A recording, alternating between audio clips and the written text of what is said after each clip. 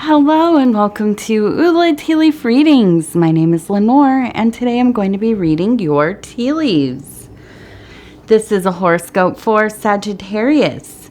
If Sagittarius is your solar, lunar, ascendant/rising sign, then this is a message for you. All right, let's get started.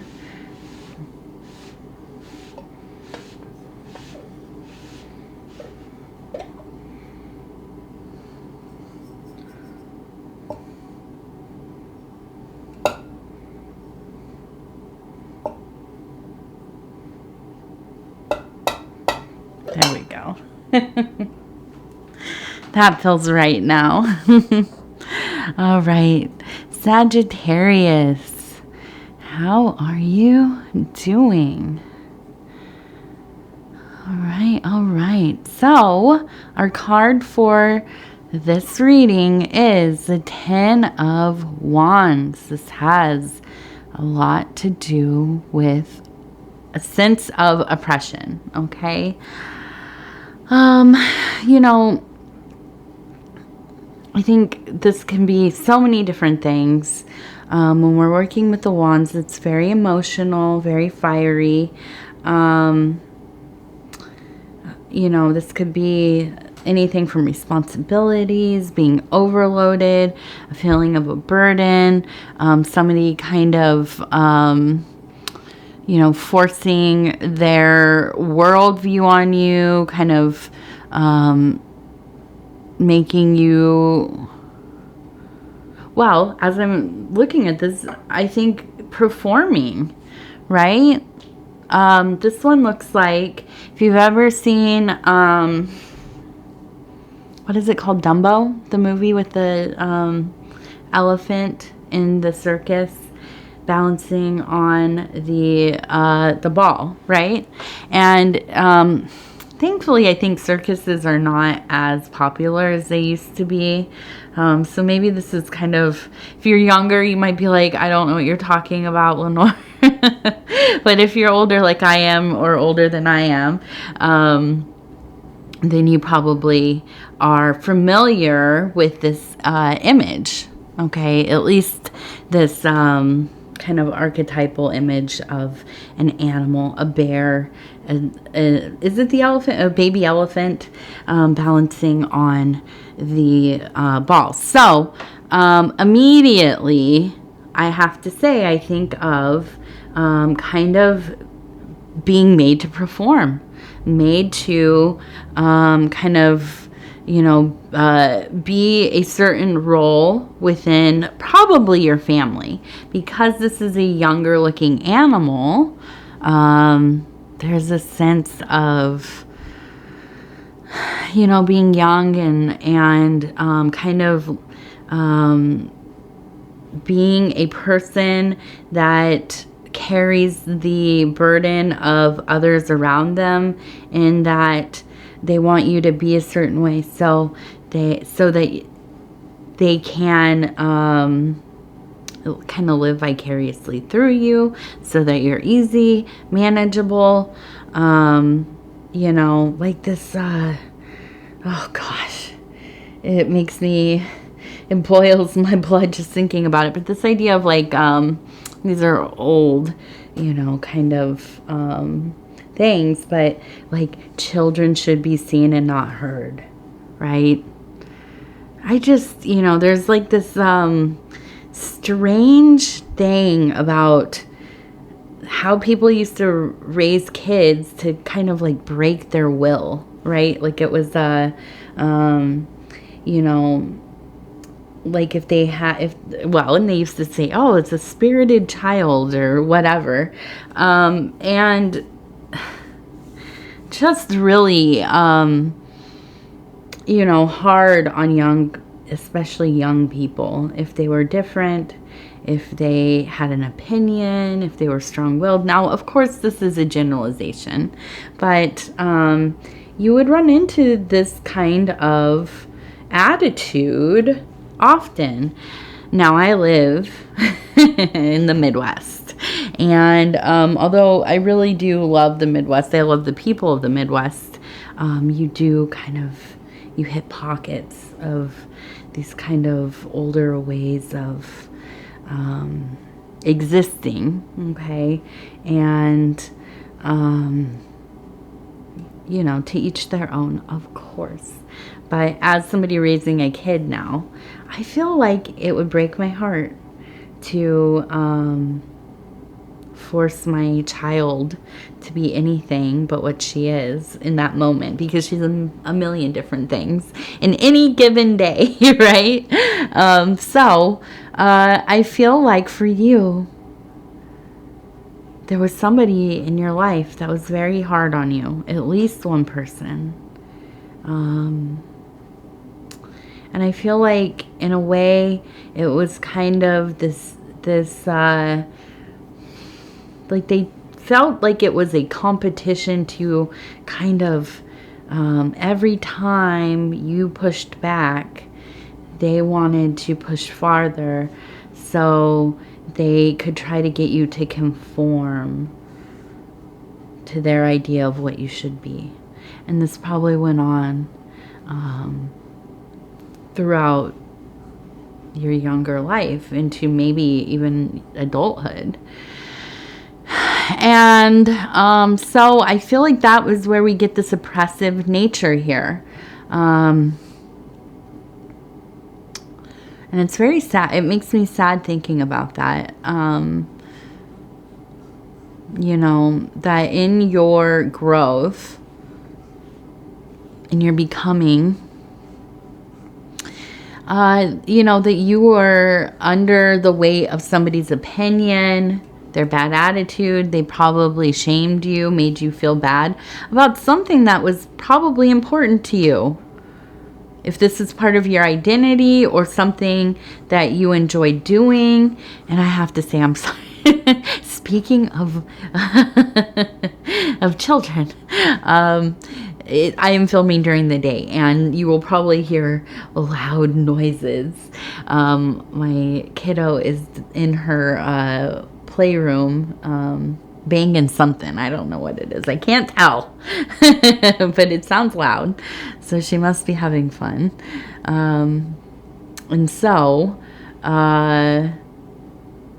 you know, it's hard. It's hard when somebody singles you out that way, or this is kind of that energy throughout the family, or your, you know, parental, as we used to say, parental units. But, you know, I don't think this is the end of that story at all. Let's turn this a bit more.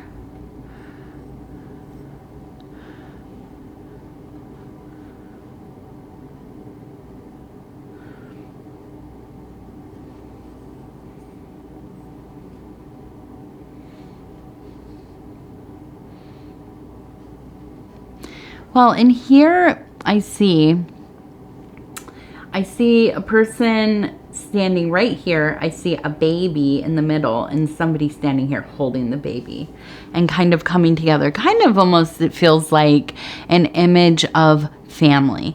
So now, I think this is one of two things. Either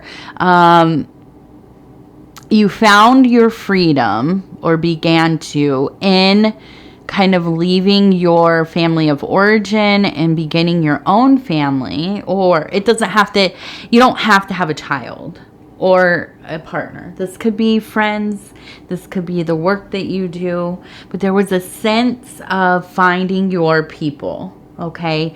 And when we see a family unit like this, it doesn't have to be literally that, but it can be a sense of belonging. It can be a sense of unification of self, doing deep self-work, you know, taking care of that inner child, becoming bonded with the anima and animus, and, you know, having this more complete sense of home within self.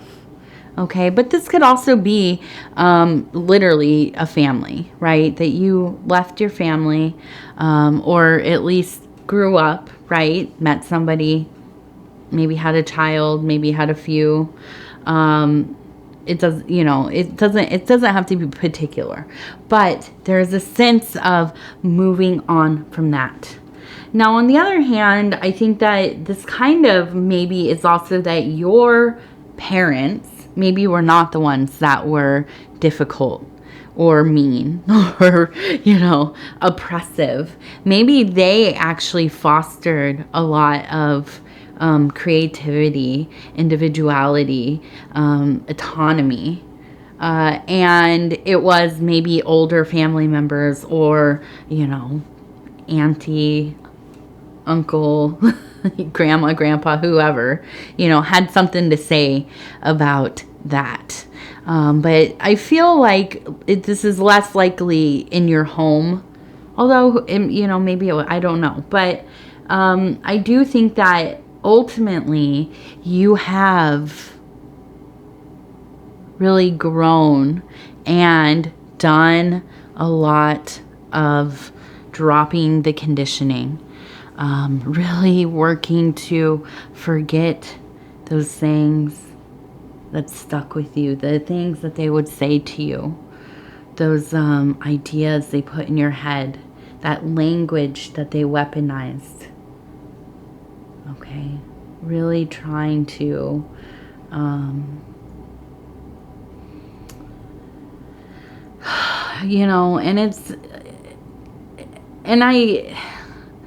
I struggle myself with my own conditioning. Sometimes it comes through, recently my daughter, she was, we went to the store late and she was rambunctious as she's a 3-year-old, screaming and saying no and pushing the cart into things and, how kids do.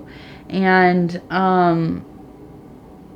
we got through it. My husband's wonderful and, he kind of took the lead with her and I was tired. I had just, done a lot of yard work and had been taking care of her all day and stuff. And, just being a parent, we're not always at our best. Let's just say that.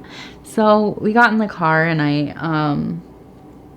said to her, and I really feel bad about this, because I talked to my husband about it and, it really, it didn't feel right in the moment. And then when we talked about it, it felt even less right because I told her that she can't act like that because she embarrassed me. That embarrassed me. And, that shouldn't matter. She's not responsible for, my embarrassment, right? I'm a grown adult. And she's a child and that should not be her, emotional labor, right? But these are things that we say sometimes and it's like, we got to heal from this stuff before we put it right back into the next generation. And I feel like, Sagittarius, you have been on this journey to heal some deep stuff, especially with family in this last year cycle. There have been a lot of things, a lot of hurts that you have carried with you, and they have been a burden to you, and they were not yours to carry. They were not.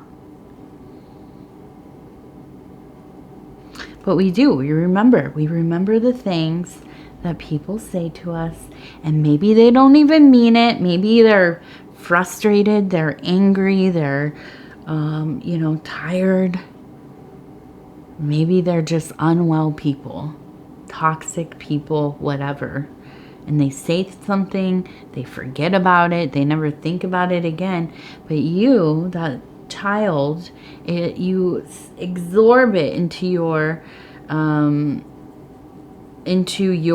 psyche, and you carry it with you as part of your person. It turns into part of your self-mythology. Your personality is affected by it. Okay? And, you know, I think that this is a huge reason why so many people have anxieties. You know, just the things that we experience, even they seem small to other people, to us, monumental. You know. And so, what do we do with that? Yeah, we do the work. We embrace that inner child. We decide to be more conscious about how we speak to one another. We do better with the children in our life, if they are ours or, you know, other people's children. We do better. We break those freaking cycles. Right? It's wild, you know, it's wild. I think about the things that people used to say to kids. It's wild. I mean, maybe they still do. I don't know. Sometimes, you know, I have to really think about what I'm saying. You know, it's not just I have a foul mouth, you know. I'm not you could probably tell by the way I talk sometimes. I have some colorful language, and I've worked really hard to, you know, be good about that. And I'm definitely not somebody that's like, I'll never curse around a child, or my child anyways, but I try not to, okay? I actively am conscious of it. But then there are other things way more insidious, you know. We pick up these weird phrases, you know. One that really I remember from a kid was being told, oh, I'm not mad at you. Obviously you are, but I'm very disappointed in you. Ugh, daggers, right? It was not helpful. That was not helpful, like, you know, controlling the behavior. You know, it just like through this weird psychological gymnastics. That's not helpful, I don't think, you know. But I say stuff like that sometimes, and I'm like, whoa, you know. And I apologize to my daughter a lot. I think it's important for us to say immediately when we're wrong, you know. I shouldn't have said that. Mommy needs a timeout. Mommy needs to think about what she just said. You know, and okay, so let's look at this. We have a person here who has a heart right in front of them. I also want to look at this one because to me, it looks like the same person. Now this one, they are kind of looking back and looking down. Now, I honestly feel like, and this is kind of funny because there's like a little doggy right here, and it looks like he just poo-pooed right there. But this one, when I looked at it, it reminds me of stopping and being like, what is that smell, and checking your shoes, right? Looking down at your shoe. And to me, it's like you have moved forward. You have worked so hard to undo that poison that this person from your youth, you know, infected your psyche with.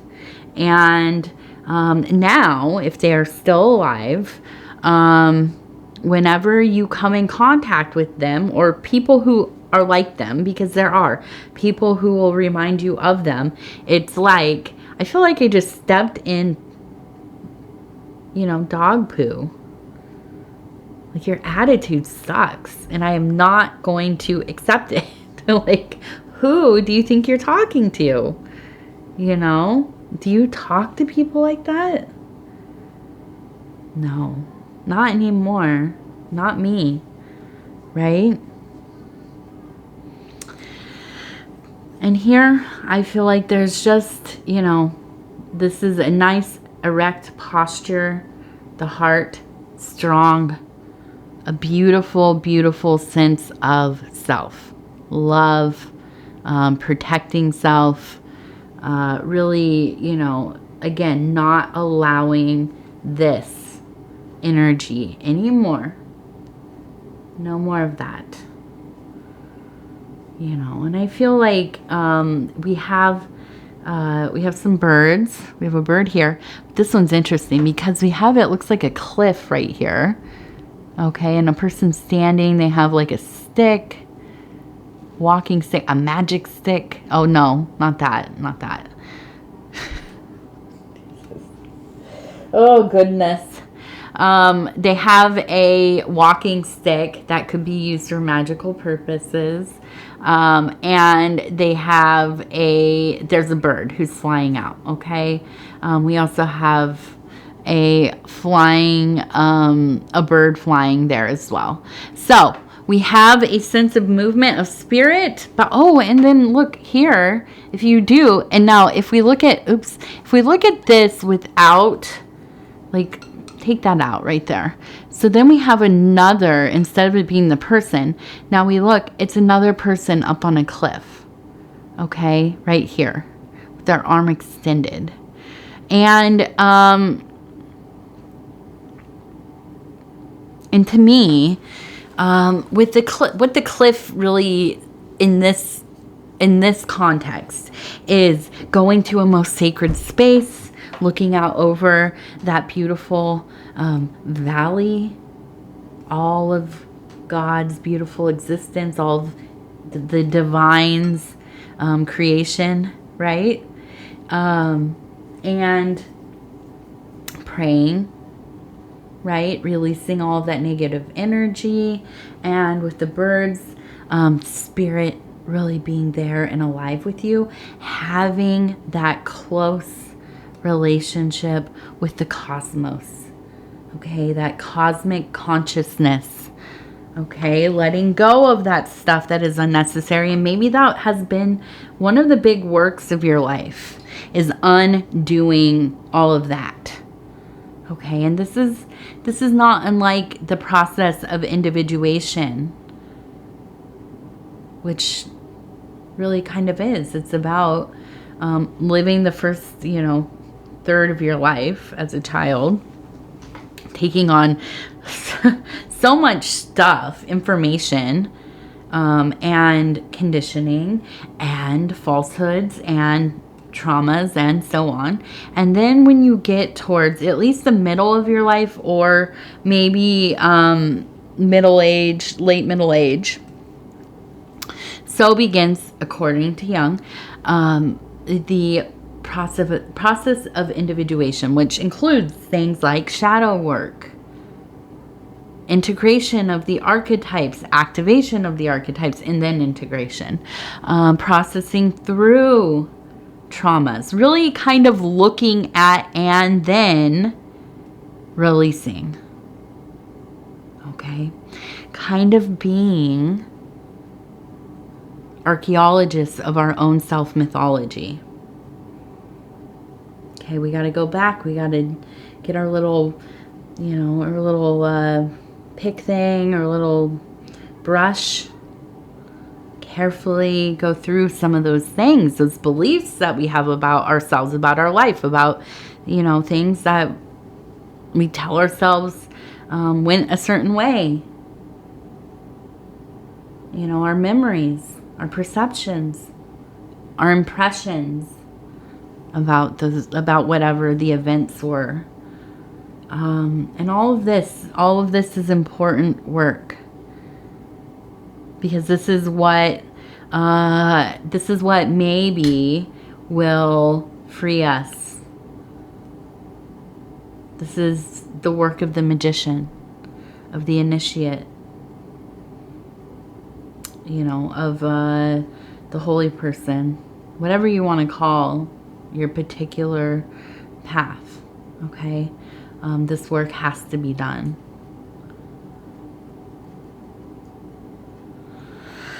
All right, so let's see, we have a beautiful bird flying up here. We have, it looks like a child, maybe right here. Okay, and then, and I'm trying to look at this. It kind of looks like we have, well, now, maybe this is, I kind of almost think this is a butterfly with its wing down. And then this one kind of looks like a butterfly as well. And I really think that there is a big emphasis on that healing of child, healing of the interior child, the child like coping